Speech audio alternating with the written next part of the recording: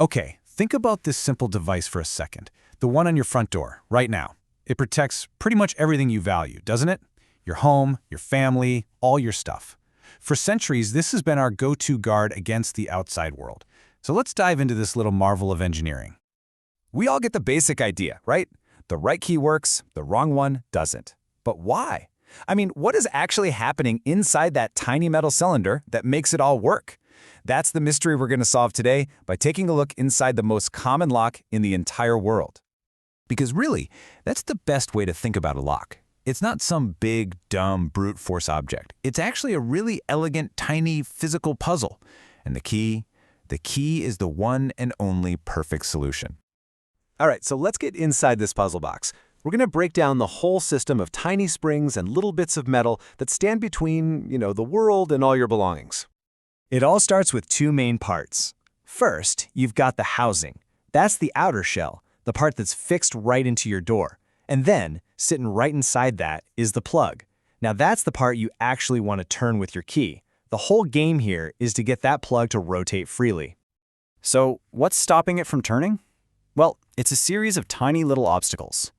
Inside every lock, there are these little stacks of pins. Down at the bottom, you've got the key pins. Those are the ones your key actually makes contact with. And right above them, the driver pins. These guys are being constantly pushed down by little springs, and trust me, these driver pins are the real guards here. Okay, now this is the absolute key to everything, the shear line. It's that microscopic gap, that boundary between the inner plug that wants to turn and the outer housing that's stuck in place. If anything crosses that line, the plug is blocked. It cannot turn. This one little line is the entire secret to how a lock works. So here's the lock in its natural, locked state. See? Those springs are always on the job, pushing the driver pins down so they straddle that shear line. With those pins basically acting like tiny metal bars wedged between the plug and the housing, nothing is going anywhere. The door is secure. So if the lock is our puzzle, then the key is the beautifully simple solution. Let's see how this one piece of metal is designed to get past all those obstacles just perfectly. And this is a really crucial point. The key isn't about force, not at all. Its only job is to line everything up with microscopic precision for just a single moment. It's a tool of alignment, not of power. So how does it do that? With its bitting. You know those jagged edges on your key? They are anything but random. Each one of those little cuts and valleys is measured to a ridiculously precise depth. It's basically a physical code, and each cut corresponds exactly to one of those pin stacks inside the lock. And right here, this is the magic moment. As you slide the correct key in, each cut lists its own pin stack to the one perfect height. And suddenly, the gap between the bottom key pin and the top driver pin in every single stack lines up perfectly with the shear line. For just that instant, the shear line is completely clear.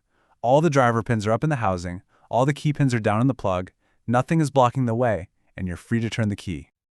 Of course, if a lock can be opened, it can also be defeated.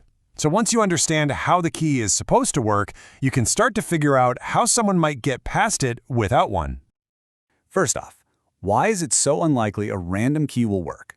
The answer is simple: math.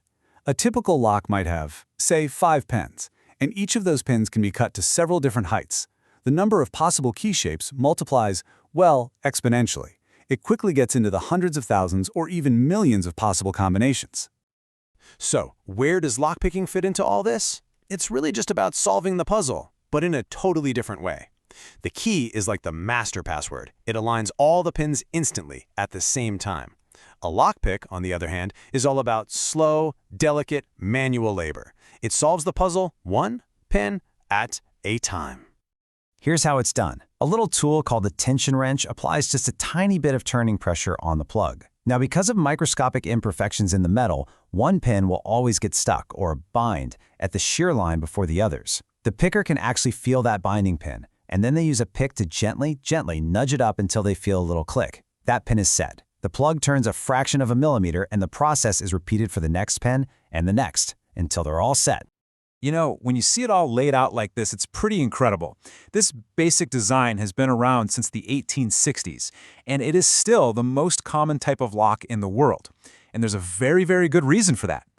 And that right there is the ultimate takeaway. The genius of this thing isn't in having 1,000 moving parts or being super complex, it's in its beautiful simplicity. It works because it forces anyone, whether you have the right key or a pick, to solve a mechanical puzzle that demands 100% accuracy every single time. So the next time you turn a key in a lock, maybe you'll appreciate that incredible little mechanical dance that's happening inside. So what do you think? What other simple, everyday object is hiding a secret genius that you'd like us to unlock next? Let us know.